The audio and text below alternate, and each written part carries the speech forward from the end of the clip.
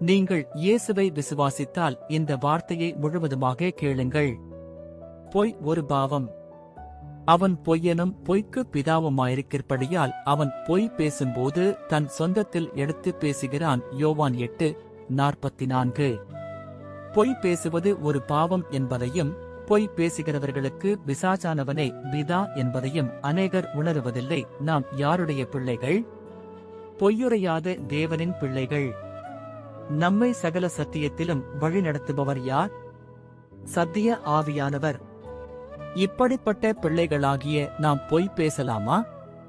அனனியாவும் சப்பீராளும் தங்கள் சொந்த நிலத்தையே விற்றார்கள்.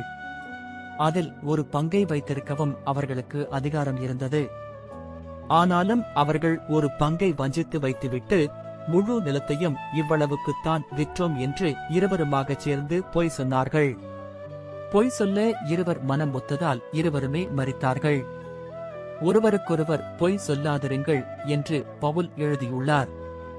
ஆண்டவராகிய இயேசு உள்ளதை உள்ளதென்றும் இல்லதை இல்லதென்றும் சொல்லுங்கள் என்றார். நாமும் பொய்யை களைந்து போட்டு பிறனிடம் உண்மை பேசுவோம்.